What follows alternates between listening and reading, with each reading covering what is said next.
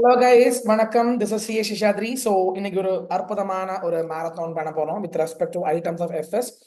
ஒரு 4-5 items of FS வேகம் பார்த்துடலாம். முதலாவதாக ஒரு குயிக்கான இன்ட்ரடக்ஷன் கொடுக்கணும்.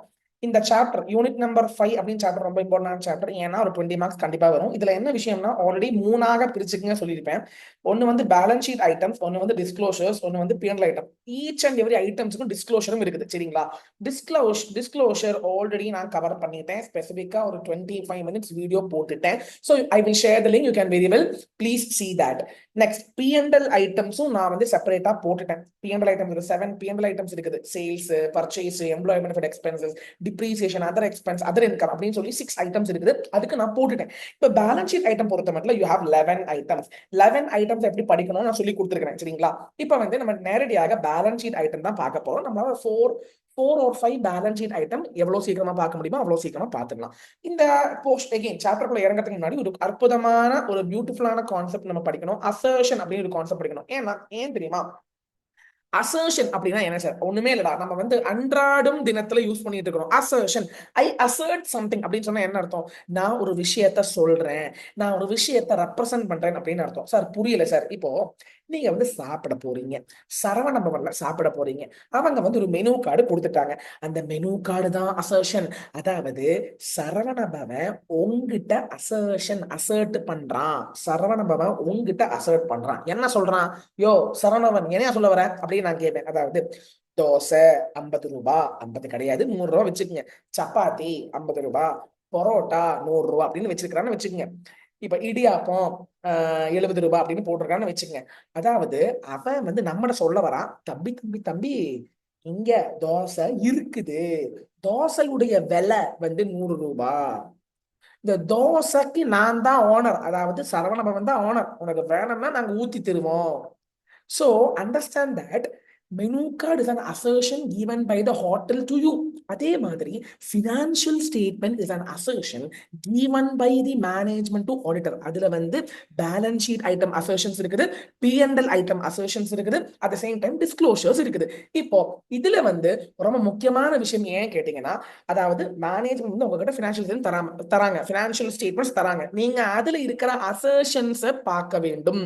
தோசை இருக்குது இல்ல, சுட்டு கொடுங்க, ஊத்தி கொடுங்க, எவ்வளவு ரூபாய், எவ்வளவு ருபீஸ், 50 ரூபாய் அப்படின்னு சொல்றாங்கல்ல. அதே மாதிரி அசர்ஷன் சொன்னா, இப்பதான் சொன்னேன்ல, மேனேஜ்மெண்ட் உங்ககிட்ட சொல்ல வராங்க, மேனேஜ்மெண்ட் உங்ககிட்ட சொல்ல வராங்க, அது வந்து பினான்சியல் ஸ்டேட்மெண்ட்ஸ்குள்ள இருக்குது.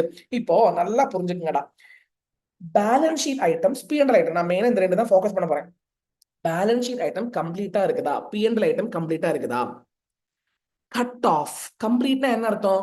எல்லா பில்டிங்ஸும் அந்த பினான்சியல் ஸ்டேட்மெண்ட்ல கொண்டு வந்துட்டாங்களா? பிக்சட் அசெட்ல எல்லா பில்டிங்ஸும் வந்துருச்சா? பிக்சட் அசெட்ல எல்லா லேண்டும் போட்டுட்டாங்களா? தம்பி இந்த மெனு கார்டுல எல்லா விஷயமும் இருக்குது இல்ல? தம்பி, இங்க இருக்கிற சாப்பிடுற எல்லா விஷயமும் மெனு கார்டுல இருக்குதா இல்லையா? அதுதான் கம்ப்ளீட்னஸ். மெனு கார்டுல எல்லாமே இருக்கும், அதாவது கம்ப்ளீட்டா இருக்குதுன்னு அர்த்தம். கட் ஆஃப்னா என்ன அர்த்தம்? கட் ஆஃப்னா அந்த வருஷத்துக்கு. ஏன்னா ஏப்ரல் இருந்து மார்ச் வரைக்கும் ஒரு வருஷம், அதுக்கப்புறம் நடக்கிற சேல்ஸை இந்த வருஷம் சேல்ஸ்ல இன்க்ளூட் பண்ண முடியுமா கேட்டீங்கன்னா இன்க்ளூட் பண்ணக்கூடாது. ஸோ கட் ஆஃப் கரெக்டா இருக்கணும். அந்த இயர் பீரியட் வைஸ் கரெக்டா நீங்க வந்து அந்த இப்போ எம்ப்ளாயி பெனிஃபிட் எக்ஸ்பென்சஸ் 1,00,000 போட்டிருக்கான்னு வச்சுங்க பேலன்ஸ் ஷீட்ல, சாரி பிஎன்எல்ல. ஸோ விச் மீன்ஸ் அந்த 1,00,000 ரூபாயில கரண்ட் இயருடைய சேலரிஸ் மட்டும்தான் இருக்க வேண்டும். நெக்ஸ்ட் பிரசன்டேஷன் டிஸ்க்ளோஷர், அதாவது each item should be properly completely presented and disclose. இந்த 3 அசர்ஷன் வந்து காமன் ஆனது. அதாவது பிஎன்எல் ஐட்டம் ஆகட்டும், பேலன்ஸ் ஷீட் ஐட்டம் ஆகட்டும், கம்ப்ளீட்னஸ், கட் ஆஃப், பிரசன்டேஷன் மூணுக்கும் இருக்கும். ஆனா பேலன்ஸ் ஷீட் ஐட்டம்ஸ்க்கு நெக்ஸ்ட் விஷயம் என்ன பார்க்கணும் கேட்டீங்கன்னா, வேல்யூவேஷன். அங்க பேலன்ஸ் ஷீட் ஐட்டத்தை கரெக்டா வேல்யூ பண்ணிருக்கிறாங்களா? எப்படி நீங்க பிக்சட் அசெட்டை வேல்யூ பண்ணுவாங்க? பிக்சட் அசெட்டில் இருந்து டிப்ரீசியேஷன் கம்மி பண்ணினா தான் வேல்யூவேஷன் கரெக்டா இருக்கும். ஸோ வேல்யூவேஷன் கரெக்டா பண்ணிருக்கிறாங்களா? அங்க வேல்யூவேஷன்னா இங்க மெஷர்மெண்ட். எங்க மெஷர்மெண்ட்? பிஎன்எல் ஐட்டமுக்கு மெஷர்மெண்ட், பிஎன்எல் ஐட்டத்துக்கு மெஷர்மெண்ட், பேலன்ஸ் ஷீட் ஐட்டத்துக்கு வேல்யூவேஷன். அதே மாதிரி பேலன்ஸ் ஷீட் ஐட்டம் இருக்குதா? தம்பி தோசை இருக்குதா, கேஷ் இருக்குதா, அசட் இருக்குதா, பிஎன்எல் ஐட்டம் இருக்குதான்னு கேட்க மாட்டோம், நடந்திருக்குதா, சேல்ஸ் நடந்திருக்குதா? தம்பி உண்மையா சேல்ஸ் நடந்திருக்குதோ? ஏங்க பிஎன்எல்ல சேல்ஸ் வந்து 1,00,000 ரூபாய் போட்டிருக்கீங்க, ஓ சேல்ஸ் நடந்திருக்குதோ? இன்வாய்ஸ் எடுங்க, அதெல்லாம் எக்ஸிஸ்டன்ஸ், அதெல்லாம் ஒக்கரன்ஸ் பிஎன்எலுக்கு ஒக்கரன்ஸ், பேலன்ஸ் ஷீட் எக்ஸிஸ்டன்ஸ். சார் இந்த 5 அசர்ஷன் நல்லா படிச்சு வச்சுக்கோங்க. பேலன்ஸ் ஷீட் ஐட்டம்ல இந்த 5 அசர்ஷன்ஸை பத்தி நீங்க செக் பண்ணணும்.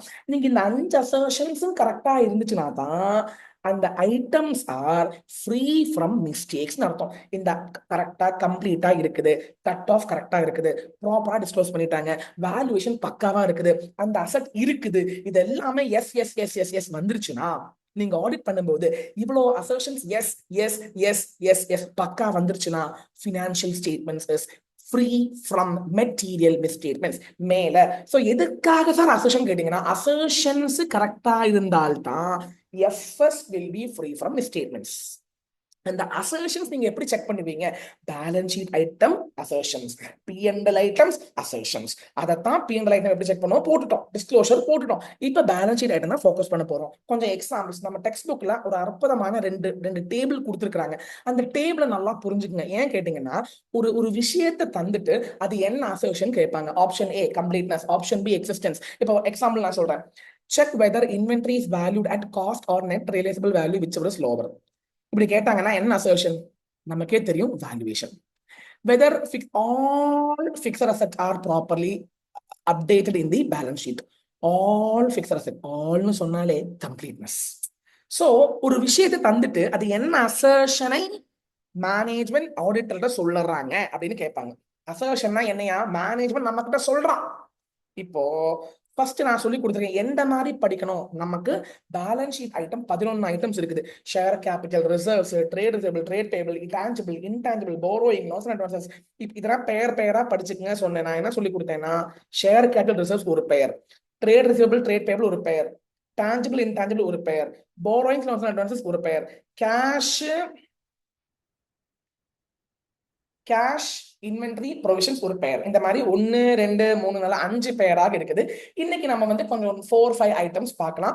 First of all come to share capital. தம்பிங்களா, ஷேர் கேபிட்டலுடைய டிஸ்க்ளோஷர்ஸ் இங்க சொல்லல. டிஸ்க்ளோஷர்ஸ் ஆல்ரெடி போட்டுட்டேன். டிஸ்க்ளோஷர்ஸ் தனியாக நான் வீடியோ போட்டுட்டேன். டிஸ்க்ளோஷர்ஸ் தனி வீடியோ போட்டுட்டேன். பிஎன்எல் ஐட்டம் தனி வீடியோ போட்டுட்டேன். ஷேர் கேபிட்டல் எப்படி படிக்கணும் அப்படின்னு கேட்டீங்கன்னா, இந்த மெட்டீரியல் ரொம்ப அற்புதமான மெட்டீரியல். நீங்க இது படிச்சா போதுமா கேட்டீங்கன்னா போதும். இதை படிச்சு போட்டு text book one time read பண்ணா பக்காவா இருக்கும். ஷேர் கேபிட்டல் ஜெனரல் எப்படி பார்க்கணும், ஜெனரலா நீங்க எப்படி ஆடிட் பண்ணணும், பிரீமியம் இஷ்யூ நடந்திருக்குதுன்னா எப்படி ஆடிட் பண்ணணும், டிஸ்கவுண்ட் இஷ்யூ வந்திருக்குன்னா எப்படி ஆடிட் பண்ணணும், பைபேக் வந்துச்சுன்னா எப்படி பண்ணணும், ஸ்வெட் இஷ்யூ வந்துச்சுன்னா நீங்க எப்படி பண்ணணும், ரிடக்ஷன் வந்திருக்குன்னா எப்படி பண்ணணும், டிஸ்க்ளோஷர்ஸ் நீங்க எப்படி செக் பண்ணணும். Disclosures already I have covered in our separate YouTube video. First கமாண்டா ஜெனரலா நீங்க வந்து ஷேர் கேபிட்டலுடைய எக்ஸிஸ்டன்ஸும் கம்ப்ளீட்னஸும் நீங்க எப்படி வந்து வெரிஃபை பண்ணுவீங்க? ரொம்ப முக்கியம். பேலன்ஸ் ஷீட் ஐட்டம்ஸ் வெரிஃபிகேஷன் சொல்லுவாங்க, பிஎன்எல் ஐட்டம்ஸ் வவுச்சிங்னு சொல்லுவாங்க. புரிஞ்சு வச்சுக்கோங்க. Verification is an audit procedure done at balance sheet item. Vouching is a audit procedures done at P&L items. இப்படி கேட்பாங்க. எப்படி நீங்க வந்து existence and completeness of share capital நீங்க வந்து பாப்பீங்க? இப்பவும் சொல்றேன், எல்லாத்துக்கும் ஒரு 4 பாயிண்ட்ஸ் அப்படியே நல்லா படிச்சு வச்சிருக்கேன். சாரி, இப்ப 6 பாயிண்ட்ஸ் கொடுத்துருக்காங்க. ஒரு 4 பாயிண்ட்ஸ் படிச்சு வச்சுங்க. நீங்களே சொல்லுங்க. சிம்பிளான ஒரு பாயிண்ட். போன வருஷத்தை பீரியட் எண்ட் பேலன்ஸ் தானே கரண்ட் இயர் ஓப்பனிங்கா வரும். சோ அது கரெக்டா டாலி பண்ணுங்க. Previous tally the period end capital balance authorised issue paid up to the previous year audited FS. So என்ன சொல்ல வராங்கன்னா, ப்ரீவியஸ் இயருடைய க்ளோசிங் தான் கரண்ட் இயர்ல ஓப்பனிங்கா வரப்போகுது. அது கரெக்டா வந்திருக்குதா அப்படின்னு பாத்துங்க. செகண்ட் ஒன், கரண்ட் இயர்ல when there is no changes in the current yearல நீங்க ஷேர் இஷ்யூ பண்ணவே இல்லை, ஓப்பனிங்ல என்ன இருக்குதோ அதே தான் க்ளோசிங்கா வரப்போகுது அப்படின்னு கேட்டீங்கன்னா, obtaining written confirmation வாங்கி வச்சுக்கோங்க. மேனேஜ்மெண்ட் கிட்ட இருந்து, கம்பெனி செக்ரட்டரி இருந்து, or from the management get a written representation that current இயர்ல இஷ்யூஸ் ஒண்ணுமே நடக்கல. இது படிச்சுக்கலாம். நெக்ஸ்ட் நான் என்ன சொல்றேன்னா, கரண்ட் இயர்ல இஷ்யூ வந்திருக்குது வச்சுக்கோங்க, it should not exceed authorized capital. Yes or no? It should be within the authorized capital limit. authorized capital விட கூடக்கூடாது. நீங்க செக் அதை எழுதிக்கலாம். நெக்ஸ்ட் வந்து இந்த பாயிண்ட் நீங்க எழுதிக்கலாம். அதாவது ஷேர் இஷ்யூ பண்ணும்போது செபி ரூல்ஸ் அண்ட் ரெகுலேஷன் லிஸ்டடா இருந்தா SEBI rules and regulation follow பண்ணிருக்காங்களா, and company rules and guidelines follow பண்ணிருக்காங்களா, ரொம்ப ரொம்ப ரொம்ப முக்கியம். அதுவும் பார்த்துக்கலாம். இப்போ when shares, check whether any shares are issued for cash and for other than cash issue பண்ணிருக்காங்கன்னா ப்ராப்பரா ஆர்ஓ சீட்டை ஃபைல் பண்ணிருக்காங்களா, ஆர்ஓ சீட்டை இன்டிமேட் பண்ணிருக்காங்களா, செப்பரேட் ரெஜிஸ்டர் வச்சிருக்காங்களா, all this is you can write. So இந்த மாதிரி எனி 4 பாயிண்ட்ஸ் இப்போ சொல்லிடுறேன், ட்ரேஸ் பண்ணுங்க, பேலன்ஸை டேலி பண்ணுங்க. Period end share capital you have to tally. Previous இயர்ல period end current year opening வச்சு டேலி பண்ணுங்க. நெக்ஸ்ட் கரண்ட் இயர்ல மாற்றம் இல்லைன்னா கன்ஃபர்மேஷன் வாங்கிக்கோங்க. இன்க்ரீஸ் சேஞ்சஸ் இருக்கும்போது வித்தின் த ஆத்தரைஸ்ட் கேபிட்டல் லிமிட்டா இல்லையா பாத்துக்கங்க. when you have issued shares for cash or for other than cash அந்த ரெஸ்பெக்டிவ் செக்ஷன் ஃபாலோ பண்ணிருக்காங்களா பாத்துக்கங்க. ஆரோ ஷீட் இன்டிமேட் பண்ணணும். இப்போ அதர் தேன் ஃபார் கேஷ்னா ROC we have to அந்த ரிட்டர்ன் ஆஃப் அலாட்மெண்ட் ஃபைல் பண்ணணும், வேல்யூஷன் ரிப்போர்ட் ஃபைல் பண்ணணும். இதெல்லாம் நீங்க வந்து ஷேர் கேபிட்டல் டிபெஞ்சர் அப்படின்னு கம்பெனி லோல படிச்சிருப்பீங்க.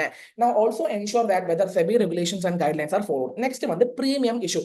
பிரீமியம் இஷ்யூ பண்ணும்போது ரொம்ப முக்கியமான விஷயம், check whether the company has opened a separate account called security premium reserve account. அது மட்டும் இல்லாமல் security premium reserve account எதற்கெல்லாம் தான் யூஸ் பண்ணுவோம், இது நீங்க வந்து ஷேர் கேபிட்டல் டிபெஞ்சர்ல படிக்கணும். போனஸுக்காக யூஸ் பண்ணலாம், பைபேக்கு யூஸ் பண்ணலாம், ரிடம்ஷனுக்கு யூஸ் பண்ணலாம், writing off preliminary expenses use பண்ணலாம். படிச்சு வச்சுக்கோங்க ப்ளீஸ். அதற்காக மட்டும் தான் யூஸ் பண்ணணும். இப்போ சொல்றேன், ஃபிக்ஸட் அசெட்டை டிலீட்டட்னு சொல்லுவாங்க, ரிசர்வ்ஸை டிலீட்டட் சொல்ல மாட்டாங்க, ரிசர்வ்ஸை யூட்டிலைஸ் அப்படிதான் சொல்லுவாங்க. Reserves are utilise, fixed asset are deleted அப்படிதான் சொல்லுவாங்க. சோ இந்த 2 பாயிண்ட் நீங்க படிச்சுக்கங்க. Next discount issue. இப்போ சொல்றேன், டிஸ்கவுண்ட் இஷ்யூ பண்ணவே கூடாது. டிஸ்கவுண்ட் இஷ்யூ பண்ணவே கூடாது. But you can issue discount only for 2 cases. First of all, discount issue பண்ணிருக்காங்களா நீங்க எப்படி செக் பண்ணுவீங்க? He should verify, he na auditor should verify that company has not issued its shares at discount by reading the minutes. நீங்க minutes எடுத்து பாருங்க, அந்த board of directors உடைய மீட்டிங்ல தெரிய வரும் அவங்க வந்து டிஸ்கவுண்ட் இஷ்யூ பண்ணிருக்காங்களா இல்லையான்னு தெரிய வந்துரும். சோ நீங்க எடுத்து பாத்துங்க. Next important thing is also ensure that discount issue 2 விஷயத்துக்கு மட்டும்தான் பண்ண முடியும். ஒன்னு வந்து ஸ்வெட் இஷ்யூ இருக்கும், ஒன்னு வந்து டெப்ட் கன்ஸ்ட்ரக்ஷன். டெப்டை கன்வெர்ட் பண்ணுவாங்க, டெப்டை கிரெடிட்டர்ஸ் உடைய டெப்டை வந்து ஷேர்ஸாக கன்வெர்ட் பண்ணுவாங்க as per the directions given by RBI. அதோட அடிப்படையில கன்வெர்ட் பண்ணும்போது மட்டும்தான் டிஸ்கவுண்ட் இஷ்யூ பண்ண முடியும். அப்படி பண்ணிருக்காங்களா செக் பண்ணிக்கங்க. Next sweat issue. எனக்கு இப்ப ஸ்வெட் ஆகுது இப்ப நல்லாவே. ஸ்வெட் இஷ்யூ, வேர்வையை சிந்தி நம்ம எம்ப்ளாயிஸ் வேலை பண்ணிட்டு இருக்காங்க. எம்ப்ளாயிஸ் சொல்லும் போது டைரக்டர்ஸும் கொடுக்கலாம். ஆமா, நீங்க படிச்சிருப்பீங்க, you might have studied in section 54 of company law. நீங்க எப்படி ஸ்வெட், நீங்க ஸ்வெட் இஷ்யூ பத்தி எழுத சொல்ல, ஸ்வெட் இஷ்யூல எப்படி இஷ்யூ பண்ணி இருக்கிறாங்க அதை ஆடிட் பண்றதுக்கு அவங்க கிட்ட கேட்கறாங்க. சோ ஃபர்ஸ்ட் வந்து உங்களுக்கு நல்லா தெரியும், ஸ்பெஷல் ரெசல்யூஷன் எடுத்திருக்காங்களா பார்க்கணும், ரெஸ்பெக்டிவ் ரெசல்யூஷன்ஸ் எடுத்துருக்காங்களா பார்க்கணும். அது மட்டும் இல்லாம இட்ஸ் ஸ்பெஷல் பிசினஸ், உங்களுக்கு நல்லா தெரியும், ordinary business, special business need explanatory statements. Yes or no? Explanatory ஸ்டேட்மெண்ட்ஸ்ல கரெக்டா எல்லாம் கொடுத்துருக்காங்களா? Market price, consideration, number of shares, opening date, closing date, யாரு கொடுக்குறாங்க, டைரக்டர்ஸ் கொடுக்குறாங்களா, எக்ஸிஸ்டிங் எம்ப்ளாயிஸ் கொடுக்குறாங்களா? ஸோ அதை நீங்க செக் பண்ணிக்கங்க. நெக்ஸ்ட் அது மட்டும் இல்லாமல், if it is a listed company they have to follow SEBI regulation, if it is a unlisted company they have to follow company rules. You can write one more point, sweat issue பண்ணும்போது whether அந்த லிமிட்டுக்குள்ள, companies act section 54 லிமிட்டுக்குள்ள தான் வந்திருக்காங்களா check பண்ணிக்கங்க. அது மட்டும் இல்லாமல் ஸ்வெட் இஷ்யூக்கு செப்பரேட் ரெஜிஸ்டர் மெயின்டைன் பண்ணிருக்காங்களா, you can add that also. Next முக்கியமான அற்புதமான விஷயம் இதோட முடியுது. ஏன்னா இதுக்கப்புறம் டிஸ்க்ளோஷர் நான் செப்பரேட்டா வீடியோ போட்டிருக்கேன். நான் என்ன சொல்றேன்னா, ஐட்டம்ஸ் ஆஃப் எஃப்எஸ் இதுவோது கரெக்டா படிச்சுட்டு text book one time read பண்ணி போட்டு ஒரு 5 கொஸ்டின்ஸ் ஈச் ஐட்டம்ஸ்ல இருந்து ஒரு 5 கொஸ்டின் செஞ்சு பாத்தீங்கன்னா, நான் சொல்றேங்க 20 மார்க்ஸ் உங்களுக்கு கிடைக்குங்க. நான் சொல்றேன் கரெக்டா எழுதுங்க. ரிடக்ஷன் எனக்கு ஒரு விஷயம் உங்ககிட்ட சொல்லணுங்க. அதாவது there are 2 கான்செப்ட்ஸ் இங்க வந்து நல்லா புரிஞ்சு வச்சுங்க. 2 கான்செப்ட் இருக்குது. ஒன்னு வந்து alteration of share capital and ஒன்னு வந்து reduction of share capital. Alteration of share capital சொல்லும் போது it's ordinary resolution is enough. Reduction பண்ணும்போது ஸ்பெஷல் ரெசல்யூஷன் தேவையானது. ரெண்டாவது விஷயம், there are 5 cases, here there are only 3 cases. மூணாவதான விஷயம், இங்க வந்து ஆத்தரைஸ்டு கேபிட்டல் சேஞ்ச் ஆகுது. இங்க என்ன நடக்குது கேட்டீங்கன்னா, பெய்ட் அப் கேபிட்டல் கம்மியாகுது, கேஷ் அவுட்ஃப்ளோ நடக்கும். கேஷ் அவுட் எழுதி வச்சுக்கோங்க, கேஷ் அவுட்ஃப்ளோ நடக்கும். இங்க கேஷ் அவுட்ஃப்ளோ நடக்காது. இப்ப நான் ஒரு கேள்வி, கேஷ் அவுட்ஃப்ளோ நடக்கிறதுனால இங்க முக்கியமான ஒரு விஷயம் என்னன்னா, ட்ரைபியூனல் அப்ரூவல் வாங்க வேண்டும். நீங்க படிச்சிருப்பீங்க கம்பெனி லோல. அது மட்டும் இல்லாமல் கிரெடிட்டர்ஸ் இருந்து நோ ஆப்ஜெக்ஷன் சர்டிபிகேட் வாங்க வேண்டும். ஏங்க, நீங்க உங்க கம்பெனில ஷேரை வந்து பேட் அப் வேல்யூ கம்மி பண்றீங்க. 10 ரூபா பேட் அப் கேபிட்டல் நீங்க 8 ரூபா ஆக்குறீங்கன்னா 2 rupees திருப்பி கொடுக்கணும். 10 rupee paid up வேல்யூவை 8 rupees ஆக மாத்துறீங்கன்னா 2 rupees you have to give it back. Yes or no? திருப்பி கொடுக்கும்போது என்ன ஆகும்? திருப்பி கொடுக்கும்போது என்ன ஆகும் அப்படின்னு கேட்டீங்கன்னா, திருப்பி கொடுக்கும்போது உங்க கையில காசு கம்மியாகும். ஸோ கிரெடிட்டர்ஸ் என்ன சொல்லுவாங்க, கிரெடிட்டர்ஸ் என்ன சொல்லுவாங்க, ஏயா கம்பெனி எனக்கு காசு தரத்துக்கு உனக்கு துப்பு இல்ல, நீ அதை விட்டுப்புட்டு எனக்கு தராம நீ என்ன பண்ற, எனக்கு தராம நீ ஏன் ஷேரை கம்மி பண்ற அப்படின்னு கேட்பாங்க. அதனால எல்லா கிரெடிட்டர்ஸோட லிஸ்ட் எடுத்து போட்டு ட்ரைபுனல்ட்ட அப்ரூவல் கேட்கும் போது we have to submit creditors list also, and tribunal will seek representation from creditors and creditors will give no objection certificate. அது நீங்க கம்பெனியோட படிச்சிருப்பீங்க. சோ இப்போ என்ன சொல்ல வரேன்னா, ரிடக்ஷன் பண்ணும்போது நீங்க என்னெல்லாம் மைண்ட்ல வச்சுக்கங்க, ரெசல்யூஷன் எடுத்திருக்காங்களா, ட்ரைபுனல் அப்ரூவல் எடுத்திருக்காங்களா, நெக்ஸ்ட் முக்கியமான மூன்றாவதான விஷயம் AOA ஆர்டிகல்ஸ் ஆஃப் அசோசியேஷன் உடைய ஆத்தரைசேஷன் இருந்தால் மட்டும்தான் ரிடக்ஷன் பண்ண முடியும். இந்த 3 விஷயம் நீங்க பக்காவா படிச்சு வச்சுங்க, எழுதிடுங்க. இவ்வளவுதாங்க எங்க ஷேர் கேபிட்டல், இவ்வளவுதான் முடியுதுங்க. என்ன மெயினா சொல்ல வரேன் அப்படின்னு கேட்டீங்கன்னா, ஷேர் கேபிட்டல் பொறுத்த மட்டும் ஃபர்ஸ்ட் ஜெனரல் எக்ஸிஸ்டன்ஸும் கம்ப்ளீட்னஸும் படிச்சிருக்கீங்க. அதுக்கப்புறம் premium issue 2 points, discount issue 2 points, sweat issue 2 points. Buyback பத்தி கேட்டாங்கன்னா நீங்க பைபேக் நீங்க எழுதலாம். பைபேக் கரெக்டா டிக்ளரேஷன் ஆஃப் சால்வன்சி கொடுத்திருக்காங்களா, கம்பெனியில படிச்ச விஷயத்தை நீங்க எழுதுங்க. AOA ஆத்தரைஸ் பண்ணுதா, அப்புறம் special resolution or board meeting board resolution எடுத்திருக்காங்களா எழுதுங்க. அதெல்லாம் எழுதுங்க. பக்காவா ஆர்ஓசி ஃபைல் பண்ணியிருக்காங்களா, செபி லிஸ்டட் கம்பெனினா செபி ரூல்ஸ் ஃபாலோ பண்ணியிருக்காங்களா, எல்லாம் எழுதலாம் தயவு செஞ்சு. So premium issue, discount issue, sweat issue, buyback reduction, அது மட்டும் இல்லாமல் ஜெனரல் பாயிண்ட்ஸான existence and completeness. Sir disclosures படிக்கணும், என்னெல்லாம் நீங்க நோட்ஸ் உட்காந்து டிஸ்க்ளோஸ் பண்ணுவீங்க படிக்கணும், அதுக்கு செப்பரேட் வீடியோ இருக்குது, நான் கீழே டிஸ்கிரிப்ஷன் கொடுக்குறேன். நெக்ஸ்ட் முக்கியமான அற்புதமான கான்செப்ட் என்ன கேட்டீங்கன்னா, ரிடக்ஷன் அப்ப சொல்லிட்டேன். ட்ரைபுனல் கன்ஃபர்மேஷன் இருக்குதா தம்பி, AOA ஆத்தரைசேஷன் இருக்குதா தம்பி, ஸ்பெஷல் ரெசல்யூஷன் பாஸ் பண்ணிக்கிறாங்களா, எனக்கு ஒரு விஷயம் சொல்லணும். அதாவது if the company has defaulted in paying deposit their principal or their interest amount, the company cannot go for reduction அப்படின்னு ஒரு பாயிண்ட் நம்ம வந்து கம்பெனியில சொல்றாங்க. ஸோ அதுவும் அவங்க ப்ராப்பரா அந்த டிஃபால்ட் பண்ணக்கூடாது, டிஃபால்ட் பண்ணிருக்கிறாங்களா செக் பண்ணிக்கங்க நீங்க. Next come to reserves and surplus. ரொம்ப சின்ன குட்டி கான்செப்ட் தான். ரிசர்வ்ஸ் அண்ட் சர்ப்ளஸ் ரெண்டு விஷயங்கள் இருக்குது, existence and completeness valuation and disclosures நீங்க ஆல்ரெடி ஒரு செப்பரேட் வீடியோ இருக்குது. இப்போ எக்ஸிஸ்டன்ஸ் சொல்லும்போது இப்பதான் சொல்றேன், opening balances previous year closing வச்சு செக் பண்ணுங்க. Opening balance previous year closing check பண்ணுங்க, ஓகேங்களா. கம்ப்ளீட்னஸ் வேல்யூஷன் சொல்லும்போது இப்போ நான் சொல்ல போறேன் என்னன்னா, ரிசர்வ்ஸ் பத்தின கம்ப்ளீட் விவரம் எங்க இருக்கும், அதாவது நோட்ஸ் டு அக்கவுண்ட்ஸ் இருக்கும். So movement should be traced in statement of change equity. Statement of change இக்விட்டியில மூவ்மெண்ட் பாருங்க, ஓப்பனிங்ல இருந்து க்ளோசிங் எப்படி எல்லாம் யூட்டிலைஸ் ஆகுது பாருங்க. அப்புறம் முக்கியமான விஷயம், movement of surplus and deficit you have to check with P&L account. ஏன்னா P&L அக்கவுண்ட்ல இருந்து தான் நீங்க ரிசர்வ்ஸ் கொண்டு வரீங்க. ஸோ P&L பேலன்ஸ்ல இருந்து எப்படி ரிசர்வ்ஸ் கொண்டு வராங்க, அந்த என்ட்ரி எல்லாம் பாத்துங்க, அந்த மூவ்மெண்ட்டை பாத்துங்க. அப்புறம் முக்கியமான விஷயம் என்ன கேட்டீங்கன்னா, ரிசர்வ் சொல்லும்போது நம்ம மைண்ட்ல டிவிடெண்ட் பத்தின விஷயம் வரணும். ஏன்னா ஃப்ரீ ரிசர்வ்ஸில் இருந்து தான் டிவிடெண்ட் பே பண்ண வேண்டும். ஃப்ரீ ரிசர்வ்ஸில் இருந்து தான் டிவிடெண்ட் பே பண்ண வேண்டும். ஸோ டிவிடெண்ட் வந்து ஃப்ரீ ரிசர்வ்ஸ்ல இருந்து எடுத்திருக்கிறாங்களா, யூட்டிலைஸ் பண்ணிருக்கிறாங்களா செக் பண்ணிக்கலாம். அது மட்டும் இல்லாமல் one more point, when company has issued shares in excess of nominal value, in excess of nominal value அப்படின்னு கேட்டீங்கன்னா, பிரீமியத்துல ஷேர் இஷ்யூ பண்ணிருக்காங்கன்னா they have to pass resolution. One more thing, second important thing is they have to credit it to security premium reserve account. Utilization of SPR should be as per section 52. சொல்லிட்டேன் already. அதாவது பைபேக்கு, போனஸுக்கு, writing off limit expenses, ரிடம்ஷனுக்கு இதுக்கெல்லாம் தான் use பண்ண முடியும். நாங்க செக் பண்ணிக்கங்க.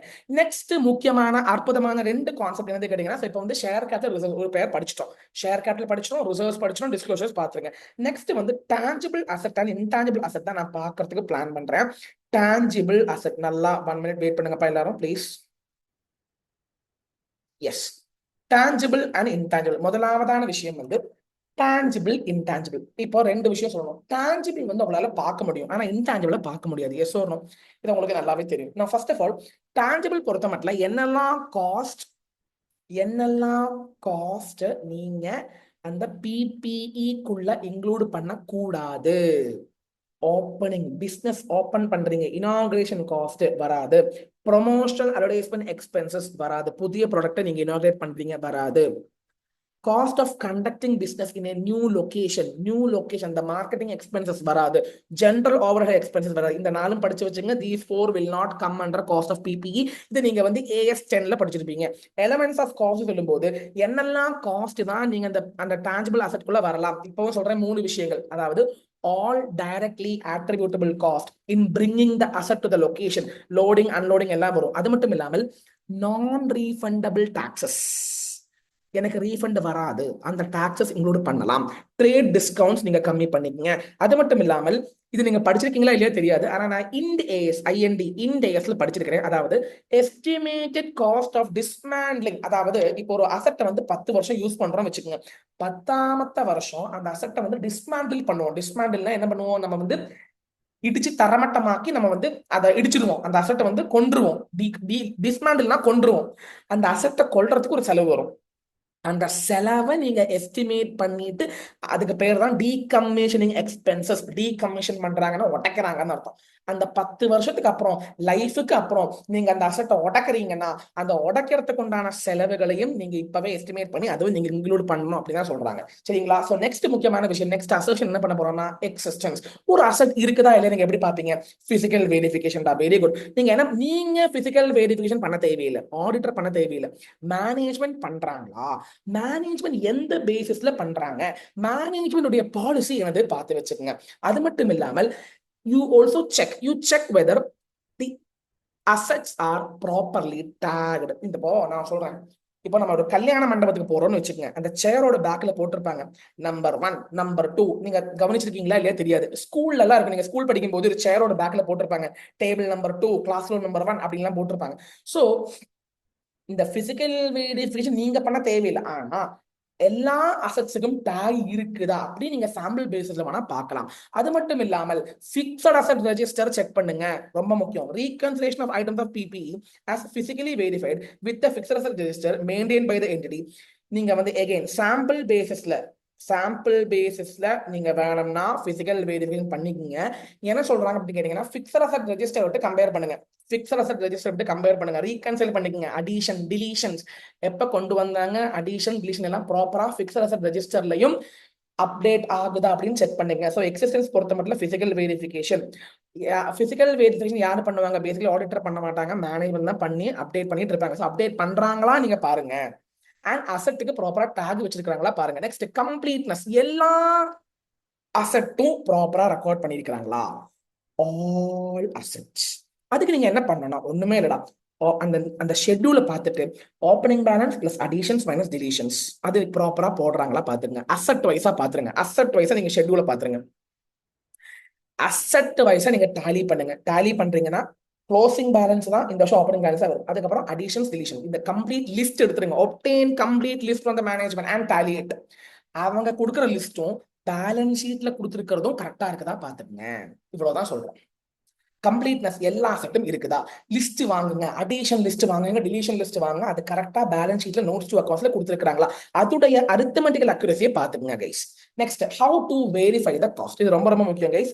காஸ்ட் ஆஃப் தி அசெட் நீங்க எப்படி வெரிஃபை பண்ணுவீங்க அப்படின்னா, ஃபர்ஸ்ட் ஆஃப் ஆல் ஒரு காஸ்ட் இன்க்ளூட் பண்ணலாமா பண்ணக்கூடாதா சொன்னா அது ஏஎஸ் 10 டெஃபினிஷன் கிரைட்டீரியா மீட் ஆகணும். ஏஎஸ் 10 டெஃபினிஷன் கிரைட்டீரியா மீட் ஆகணும். ஏன் கேட்கிறேன்னா, சில விஷயங்கள் ஸ்பேர் பார்ட்ஸ் அந்த மாதிரி விஷயங்கள்லாம் நம்ம இன்வென்ட்ரியா தான் கிளாஸிஃபை பண்ணுவோம், நம்ம அசெட்டா கிளாஸிஃபை பண்ண மாட்டோம். So ensure whether if you are capitalizing a cost as per AS10, ensure whether it is meeting the AS10 criteria. Next ரொம்ப முக்கியமான விஷயம் என்னன்னா, பர்ச்சேஸ் இன்வாய்ஸ். நீங்க அடிஷன், இந்த 3 விஷயம் வந்து அடிஷனுக்கு வருங்க. இந்த 3 விஷயம் அடிஷன் ரொம்ப ரொம்ப முக்கியம். அடிஷன் நீங்க எப்படி வெரிஃபை பண்ணுவீங்க அப்படின்னு கேட்டீங்கன்னா, அடிஷன் வந்து பர்ச்சேஸ் இன்வாய்ஸ் பாருங்க, இன்ஸ்டலேஷன் சர்டிபிகேட் பாருங்க, அதோட அடிப்படையில் அடிஷன்ஸ் கரெக்டா இருக்கதா பாருங்க. நெக்ஸ்ட் முக்கியமான விஷயம் என்னன்னா, அடிஷன் அதாவது ஒரு அசெட்டை வாங்குறாங்கன்னா ஆத்தரைஸ்டு பர்சனல் தான், ஒரு ஆத்தரைஸ்டான பர்சன் தான் அசெட்டு அப்ரூவ் பண்றாங்களா அது நீங்க செக் பண்ணி வச்சுக்கோங்க. மூன்றாவதான விஷயம், எப்படி அசெட்டை வாங்குறாங்க, அந்த ப்ராசஸ், யாரை எல்லாம் அப்ரோச் பண்றாங்க, எங்க இதெல்லாம் கொட்டேஷன்ஸ் எடுக்கிறாங்க, எங்க இதெல்லாம் டெண்டர் வாங்குறாங்க. ஒரு கம்பெனி வந்து 100-150 லேப்டாப் வாங்குவாங்க, 300 லேப்டாப் வாங்குவாங்க. சும்மா கண்ணை மூடிக்கிட்டு வாங்க முடியாது. ஏன்னா கொட்டேஷன், டெண்டர்ஸ் இந்த மாதிரி விஷயங்கள்லாம் வாங்கினதுக்கு அப்புறம் தான் அவங்க செக் பண்ணிட்டு best quality and best tender யாரு கொடுக்குறாங்களோ அவங்களை தான் பர்ச்சேஸ் பண்ணுவோம். ஸோ அந்த இன்டர்னல் கண்ட்ரோல் சிஸ்டத்தை நீங்க நல்லா வந்து புரிஞ்சு வச்சுக்கோங்க. நெக்ஸ்ட் வந்து டிலீஷன் பொறுத்த மட்டும், டிலீஷன் பொறுத்த மட்டும் என்ன பண்றீங்க கேட்டீங்கன்னா, டிலீஷனுக்கு இன்ஸ்டலேஷன் சர்டிபிகேட் கிடையாது, discard note. Please verify the discard note. என்ன சொல்ல வரேன்னு கேட்டீங்கன்னா, ஏன் அந்த அசெப்டை டிலீட் பண்ணிக்கிறாங்க, please ask the management the reason for the deletion. இப்போ ஒரு அசட் இங்க காண்றதுக்கு இல்லை அப்படின்னு கேட்டீங்கன்னா, சம்டைம்ஸ் எம்ப்ளாயீஸே வந்து அந்த லேப்டாப் எடுத்துட்டு போயிருப்பான். ஸோ ஏன் ஏன் அந்த அசெட்டை நீங்க டிஸ்போஸ் பண்ணிருக்கிறீங்கன்னு கேளுங்க. அது மட்டும் இல்லாமல் டிஸ்கார்டு நோட்டை நீங்க செக் பண்ணுங்க. And also check whether it is properly reflected in fixed asset register. Next வந்து வேல்யூவேஷன். வேல்யூவேஷன் சொன்னாலே டிப்ரீசியேஷன் தான். எல்லா அசெட்டுக்கும் டிப்ரீசியேஷன் கொடுத்துருக்காங்களா? ஏன் depreciation கொடுக்கலனா, financial statement will not be showing the correct, will not be correctly ascertained if you are not showing depreciation. all the எல்லாத்துக்கும் நீங்க depreciation கொடுக்கணும். Next வந்து கேட்டீங்கன்னா, லேண்டுக்கு கொடுக்க தேவையில்லை, கொடுக்க வேணாம். அது மட்டும் இல்லாமல் டிப்ரிசியேஷன் பேட்டர்ன் நல்லா பார்த்து வச்சுங்க. டிப்ரிசியேஷன் பேட்டர்ன் கரெக்டா கன்சிஸ்டன்டா ஃபாலோ பண்றாங்களா, அதுவும் நீங்க எழுதலாம். 1 to 9 எழுதலாம். அதுக்கப்புறம் AS 28 அடிப்படையில் impairment whether properly done as per AS 28. இது எழுதுறதுனால பிரச்சனை இல்லை. ஃபர்ஸ்ட் 3 பாயிண்ட்ஸ் வேல்யூவேஷன் எழுதிக்கலாம். Last rights and application. ஒரு அசெட்டுடைய ஓனர், நான் இப்போ கேட்கிறேன், அசெட்டுடைய கான்ட்ராக்ட், அசெட்டுடைய இன்வாய்ஸ் பார்த்துட்டு யாருடைய பேரில் அசெட் வாங்கியிருக்கிறாங்க, in whose name, who is the legal valid owner, please verify the conveyance deed, please verify the sales deed and understand who is the legal valid owner, who is the legal valid owner. Please verify. Please verify the original titles of all immovable property. Immovable property ரொம்ப முக்கியம். Land, building, அத எல்லா original title deeds பார்க்கறது ரொம்ப ரொம்ப நல்லது. மற்றதுக்கெல்லாம் நீங்க வந்து சாம்பிள் பேசிஸ்ல பாத்துக்கங்க. ஆனா இம்மூவபிள் ப்ராப்பர்ட்டி பொறுத்த மட்டும் எல்லாமே பாத்துங்கன்னு சொல்றாங்க. அண்ட் அது மட்டும் இல்லாமல் sometimes some asset will be charged. கடன் வாங்குறதுக்காக சார்ஜ் வச்சிருப்பாங்க. ஸோ சார்ஜ் வச்சிருக்கிறாங்கன்னா என்ஷுவர் வெதர் யாருடைய பேர்ல டைட்டில் டீட்ஸ் இருக்குது, யாருடைய பேர்ல மோர்ட்கேஜ் இருக்குது, ப்ராப்பரா சார்ஜ் பண்ணிருக்காங்களா, ரெஜிஸ்டர் பண்ணிருக்காங்களா, all these things please ensure. So these are the points with respect to rights and obligations. Coming on to next, intangible asset. Intangible asset பொறுத்த மட்டும் goodwill is not, and goodwill should not be recognized as intangible asset as per AS 26. இப்ப முக்கியமான விஷயம், நீங்க இப்போ இதெல்லாம் சொல்ல வரேன். இப்போ ஒரு அசெட்ல இதை பாத்துங்க, நல்லா பாத்துங்க. கம்ப்யூட்டருக்குள்ள ஒரு ஒரு விண்டோஸ், ஒரு சாஃப்ட்வேர் இருக்குது வச்சுக்கோங்க. கம்ப்யூட்டர் தனியே, விண்டோஸ் தனியே, அப்படி நீங்க புக்ல போடுவீங்களா? மாட்டீங்க. மொத்தமாக நீங்க வந்து அதை என்னவா தான் போடுவீங்க? கம்ப்யூட்டரா தான் போடுவீங்க. ஆனா கம்ப்யூட்டர்ல நீங்க டேலி சாஃப்ட்வேர் வாங்குறீங்கன்னா டேலியை செப்பரேட்டா தான் போடுவீங்க. ஸோ இங்க என்ன சொல்ல வராங்கன்னா, ரொம்ப ரொம்ப முக்கியம், செப்பரபிள் ஆர் இன்செப்பரபிள். பிசிக்கல் சப்ஸ்டன்ஸும் இன்டான்ஜிபிள் சப்ஸ்டன்ஸும் இன்செப்பரபிளாக இருந்தா அதை வந்து டான்ஜிபிளாகத்தான் நீங்க போடணும். கம்ப்யூட்டருக்குள்ள சாஃப்ட்வேர் இருக்குதுன்னா கம்ப்யூட்டரா தான் ட்ரீட் பண்ணணும். ஆனா கம்ப்யூட்டருக்குள்ள you have some specific softwares like tally, அந்த மாதிரி இருந்துச்சுன்னா கம்ப்யூட்டர் வேற, டேலி வேற. அது மட்டும் இல்லாமல் some intangible asset may contain in or any physical substances. அதாவது எகெயின் ஒன் மோர் ஒரு வழக்கத்தை கொடுக்குறாங்க. அதாவது சில விஷயத்துல டான்ஜிபிளும் இருக்கும், இன்டான்ஜிபிளும் இருக்கும். அப்ப நீங்க வந்து which portion is significant as per the judgment, as per management judgment, you have to check which portion is significant. ஏது சிக்னிஃபிகண்டா இருக்குதோ அதோட அடிப்படையில் நீங்க டான்ஜிபிள்னா டான்ஜிபிள் போடுங்க, இன்டான்ஜிபிள்னா இன்டான்ஜிபிள் போடுங்க, படிச்சு வச்சுக்கோங்க. as per AS 26 ப்ராப்பராக இவங்க அக்கவுண்டிங் ட்ரீட்மெண்ட் பண்ணியிருக்கிறாங்களா, மெயினா எடுத்தா சொல்ல வரேன். அதாவது ஒரு விஷயத்துக்குள்ள டான்ஜிபிளும் இன்டான்ஜிபிளும் இருக்குதுன்னா which is more significant பாருங்க. ரெண்டாவது விஷயம், செப்பரபிளா இன்செப்பரபிளா பாத்துங்க. அதோட அடிப்படையில கம்ப்யூட்டரும் கம்ப்யூட்டருக்குள்ள இருக்கிற சாஃப்ட்வேர் இன்செப்பரபிள் அப்படின்னா கம்ப்யூட்டரா தான் போடணும். ஆனா செப்பரபிள், டாலி மாத்தலாம், டாலி வேற கம்ப்யூட்டர் வேறனா separable. So computer is fixed asset, tally is is an intangible asset. Next, existence பொறுத்த மட்டும் இப்போ சொல்றேன், நம்மளால கண்ணால பார்க்க முடியாது, இன்டான்ஜிபிள் கண்ணால பார்க்க முடியாது. நான் என்ன சொல்ல வரேன்னா, ஒரு இன்டான்ஜிபிள் அசெட் இருக்குதா இல்ல நீங்க எப்படி செக் பண்ணுவீங்க? whether it is an active use, அது யூஸ் பண்ணிட்டு இருக்காங்களா, whether that particular asset is an active use or not. Active யூஸ்ல இல்லைன்னா அதை டிலீஷனாக காட்ட வேண்டும். நெக்ஸ்ட், கம்ப்ளீட்னஸ் என்ன சொல்லி கொடுத்தேன்? மூவ்மெண்ட்டை வெரிஃபை பண்ணுங்க. Opening plus additions minus deletion is equal to closing. அதோடைய arithmetical accuracy, opening balances, previous year closing is current year opening, and check all the deletions, all the additions வந்திருக்குதா. obtain the list from management and verify. List வாங்குங்க, ஏங்க list கொடுங்க, addition list கொடுங்க அப்படின்னு check பண்ணிக்கங்க. Completeness. Next வந்து additions நீங்க எப்படி check பண்ணுவீங்க, டிலீஷன்ஸ் எப்படி செக் பண்ணுவீங்க, வேல்யூவேஷன் எப்படி செக் பண்ணுவீங்க. அடிஷன் பொறுத்த மட்டும் இப்போ சொல்றேன், அடிஷன் சேம் டான்ஜிபிள் படிச்சதே தான் இங்கேயும் வரும். டான்ஜிபிள்ல AS10 டெஃபினிஷன் கிரைட்டீரியா, இங்க AS26 டெஃபினிஷன் கிரைட்டீரியா ஃபாலோ பண்ண வேண்டும். அது மட்டும் இல்லாமல் research and expenses, research should not be classified as intangible asset, it should be treated as P&L item. மறக்காதீங்க, கேட்டிருக்கான். நீங்க எப்படி அடிஷனை செக் பண்ணுவீங்க? சிம்பிள் தான். அடிஷன் எப்படி செக் பண்ணுவீங்க கேட்டீங்கன்னா, ப்ராப்பரான ஆபீசர் அனுமதியோட தான் அடிஷன் வந்திருக்குதா. செகண்ட், அந்த ப்ராசஸ் டான்ஜிபிள்ல படிச்சதே தான். ஏன் ஒரு அசட்டை வாங்கியிருக்கிறாங்க கேட்டுக்கலாம். அது மட்டும் இல்லாமல் த ப்ராசஸ்னா என்ன, கொட்டேஷன்ஸ் யார்கிட்ட வாங்குறாங்க, கொட்டேஷன்ஸ், டெண்டர்ஸ் எல்லாம் பாருங்க. Also please check up the installation certificate இங்க கிடையாது, ஆனா அந்த சாஃப்ட்வேர் உடைய இன்வாய்ஸஸ் இருக்கும், அது நீங்க செக் பண்ணிக்கங்க. என்னைக்கு ஆக்டிவ் யூஸ்ல போடுறாங்க செக் பண்ணா உங்களுக்கு அடிஷன்ஸ் நீங்க வெரிஃபை பண்ண முடியும். நெக்ஸ்ட் வேல்யூவேஷன் பொறுத்தவரை, வேல்யூவேஷன் சொன்னாலே அமௌண்டைசேஷன், வேல்யூவேஷன் சொன்னாலே டான்ஜிபிள்னா டிப்ரீசியேஷன், இன்டான்ஜிபிள்னா அமௌண்டைசேஷன், ட்ரேட் ரிசீவபிள்னா ப்ரொவிஷன்ஸும் பேட் டெப்ஸும் வந்துடும். வேல்யூ நீங்க எப்படி பேலன்ஸ் ஷீட்ல வேல்யூ பண்றீங்க தம்பி, opening plus addition minus deletion minus amortisation will give you closing balance, அதுதான் வேல்யூவேஷன். அமோட்டைசேஷன் எல்லாத்துக்கும் பண்றாங்களா, அமோட்டைசேஷன் பேட்டர்ன் கரெக்டா கன்சிஸ்டன்டா போகுதா, மூன்றாவதான விஷயம் இம்பேர்மெண்ட் பண்றாங்கன்னா AS28 அடிப்படையில் இருக்குதா அப்படின்னு பாத்துக்கங்க. And also in addition to the procedures for verifying completeness of additions to intangible asset during the period under audit, auditor while performing testing of addition should also verify that all the expense invoices, purchase contract are in the name of the entity. இது வந்து rights and obligation, அதாவது எல்லா invoices and original deed should be in the name of the company.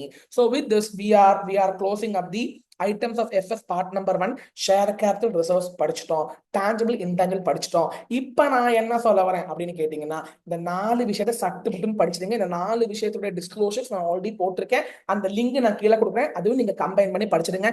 நன்றி, வணக்கம். We will meet up in the next session. நன்றி guys, this is CA Sheshadri signing off. Thank you.